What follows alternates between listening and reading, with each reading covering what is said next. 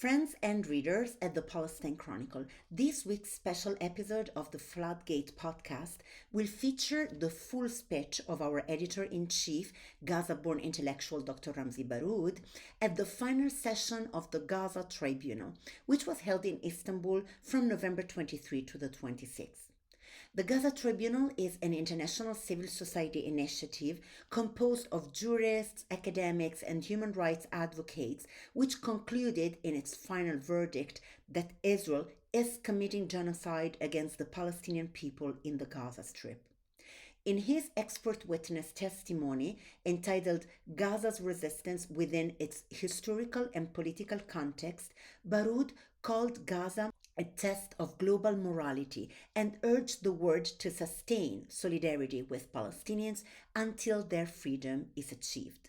Make sure to watch the 16 minutes address and do not forget to subscribe, share, like, and interact with our content. Thank you for your continued support.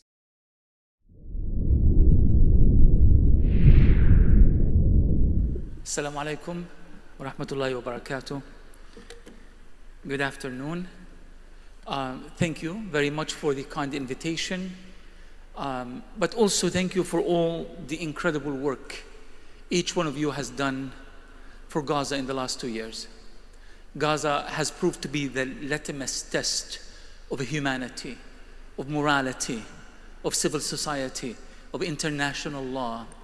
If it were not for you as a representation of civil society globally, if it were not for you, Gazans would have been the only line of defense against Zionism, against colonialism, and against genocide.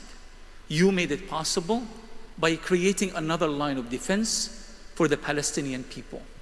The Palestinian people are not only grateful, but they are also hoping that this movement that was created against the genocide in Gaza will not be a temporary movement that will be dismantled with the assumption that the genocide is over. The genocide is not over. It manifests itself in so many different ways, and the very reasons and the historical context that created or led to the genocide in the first place is still there and will be there until Palestine and the Palestinian people are free. So please don't stop speaking out. Don't stop rallying, don't stop centering Palestinian voices, and don't stop creating the momentum that is forcing Zionism as the racist ideology that created Israel from imploding. You are making this happen, and again, Gaza is at the front line of this struggle, not just for the sake of Gaza and Palestine, but for the sake of humanity at large. I was born and raised in a refugee camp in Gaza called Nusayrat.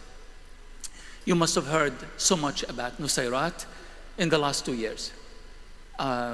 Unfortunately, much of what you must have heard is affiliated with massacres in Nusayrat.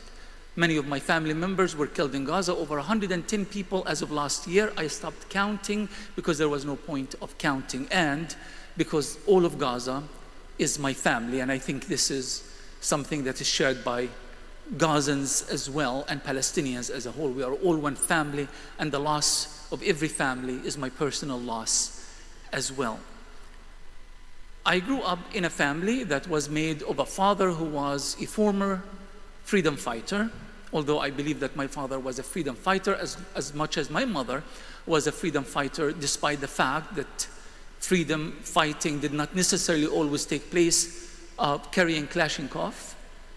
They fought for survival, they fought for existence, they fought for their identity, they fought for self-assertion, they fought for their culture, they fought for their religion, they fought for their history, they fought for the prosperity of their family and for their children, and that, by definition, makes every Palestinian in Gaza a freedom fighter, and every Palestinian who is standing up to colonialism and military occupation. One time, I believe it was just before the first Intifada of 1987, I think I was about 10, 11 years old. I saw an Israeli jeep speeding through the refugee camp. And they were going at an exceptionally high speed. And then after that, I saw two Palestinians. They were masked, and they were running at very high speed as well, hiding in the graveyard. We call the martyrs' graveyard in the center of Gaza. Those from Gaza know what I'm talking about. And I asked my dad who these people are. He said they are members of the Islamic Jihad. That was a time before Hamas itself was created. There was no such Hamas to be used as the example of so-called Palestinian militancy, terrorism, and supposedly bad political decisions. Gaza during that time, or armed resistance in Gaza during that time, was controlled largely by two major groups: the socialists, the PFLP in particular, and the Islamic Jihad. Prior to that, we had the Palestine Liberation Army that was part of the PLO, and Palestinians were fighting back then. If you look at the history of Gaza, you are going to find a history of resistance, cultural resistance, popular resistance, but also armed resistance. One thing, and I'm here speaking as an intellectual, if we are to have an honest conversation about Palestine, we are to get in serious trouble, especially in the West. The sensibilities of Western society cannot cope with the idea that Palestinians have utilized and used armed resistance since the Nakba, the catastrophic destruction of historic Palestine. It's not something that we are ashamed of. It's not something that we should hide or need to hide. But we live in a very toxic academic and media and political environment that the mere recognition of the fact that Palestinians have used arms to resist has been such a liability that people are just scared to say it. So if I am standing to debate the issue at Harvard or MIT or Oxford or anywhere, I have to find a way to zigzag around the idea of armed resistance. I replace the word resistance with resilience so I'm not misunderstood. I emphasize popular resistance, but I don't talk about armed resistance. Some of you already speak Arabic, but I'm going to teach you a few words here just as a refresher course. One is the word muqawama. Muqawama means resistance. But muqawama for us Palestinians has a different cultural connotations than the word muqawama in Western platforms, Western academia, Western mainstream society. For them, the word resistance could be a bad thing, as in terrorism, or could be a subject that is open for interpretation. As Palestinian culture, history, and struggle is like going to the market, buying cucumbers and not buying tomatoes. I like Palestinian non-violent resistance. I don't like the violent resistance. I like peaceful resistance, but I don't like this other form of resistance. Well, let me tell you some maybe bad news for some of you. In our culture, there is no distinction between the forms of resistance. For us, it's only called muqawama, and we express that in so many different manifestations. We're not shying away from it, and we are not hiding it. And the reason is that if we do, we are denying not only a fundamental right of our people as a liberation movement fighting for its own survival, but also freedom and justice, but we are also being dishonest about Palestinian history. You see, the problem for Israel is not the armed resistance of the Palestinians. The Israelis have understood something that many of us, especially in the West and so-called progressives in the West, still don't understand. Israel understands. Israel knows that resistance in Palestinian society is not just about arms. When they come and say, Palestinians should give up their weapons or hand over their weapons. What weapons? How many tanks do we have? How many fighter jets? How do you even count? What are the weapons that are being given and what are the weapons that are still in the tunnels? Most of the weapons that are being manufactured in Gaza right now are being repurposed from the unexploded armaments thrown by the Israelis at the Palestinian population in Gaza.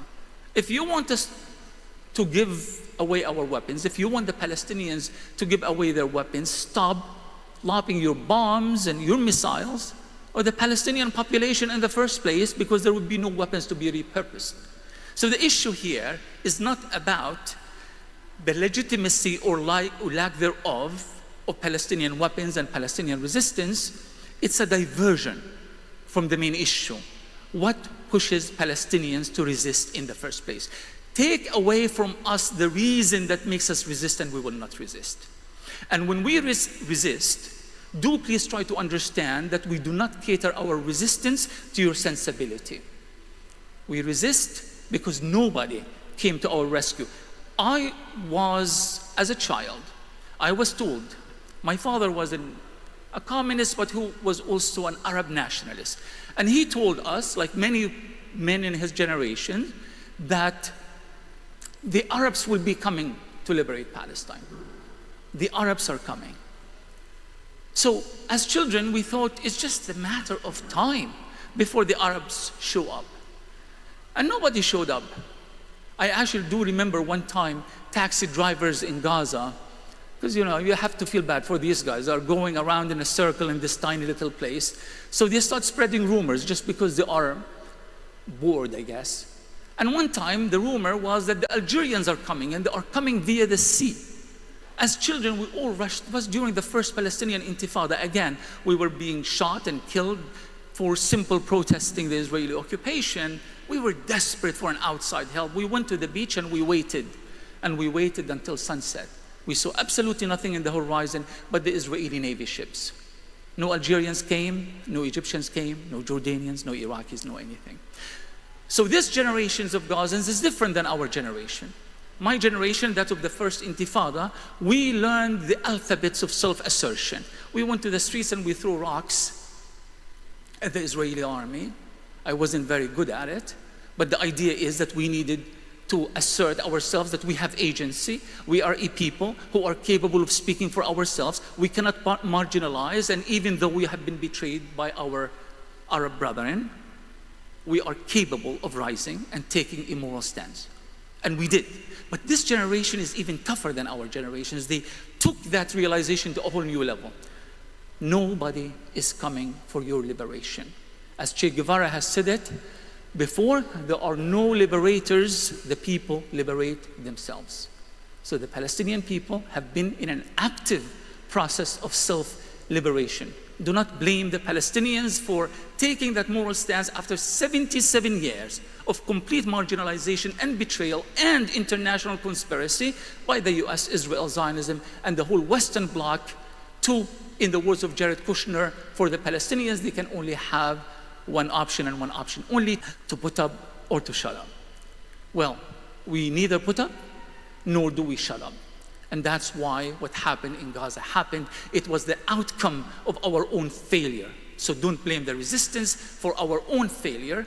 And don't put the Palestinians once again in the corner to self-justify and to explain and to apologize for not behaving that the good victims that we needed to behave. And those who are expecting Gaza to be good victims, you know nothing about Gaza. You know absolutely nothing about Gaza. 1948, the Palestinian Nakba. You have hundreds of thousands of people being pushed out of historic Palestine. 250,000 or so of them came to Gaza. Within days, they formed groups called the Fidaiyin. That's before ideology. That's before politics. That's before Hamas, Fatah, and clashes and disunity. The Fidaiyin were peasants. They were fallahin. My uncle was a member of the Fidaiyin. And all they did is that they tried to go back to their villages in southern Palestine to reclaim the crops that they harvested but they did not collect, or the money or the gold left of their wives in their homes after they were expelled from these homes. That was the Fidaiyin movement. That evolved over the years, but there has been no time in history in which Gaza did not resist, in which Gaza put up or shut up. It never happened, and it will not happen. And the reason that I have always been saying that Gaza is the center of Palestinian history, is the core of Palestinian history. Gaza is very small, 360 square kilometers, about 180 square miles. And yeah, we talk about the natural gas at the Mediterranean Sea, but it's not like Gaza had these natural resources that Israel, if Israel wants to exploit the gas, they would have done so with or without Palestinian permission. What makes Gaza special is not its territory or its gas or its natural resources. It's the people of Gaza. It's the people of Gaza. And this is why Israel has invested not in destroying the resistance, because they know that there is no way they could have done that. They invested in ethnically cleansing the Palestinian people out of Gaza, because you remove the Palestinians of Gaza, you remove the heart of resistance from Palestinian society. The fact that we are still there, the fact that the people are still there, even though they are sitting on the ruins of Gaza, the ruins of everything, the mosque and the church and the school and the university and the home and the kindergarten and the art gallery and everything in Gaza, the fact that they continue to do so, it means that the Palestinian people, the heart of Palestinian resistance is still beating. And the fact that it's still beating means that resistance in Palestine would remain alive. Yeah, feel bad for the Palestinian victims, feel bad for the innocent children who were pulverized along with their families. Thousands of them are still under the rubble. Feel bad, because we are human and you should feel bad. But don't think for a minute that resistance in Palestine will stop under any circumstance. Thank you.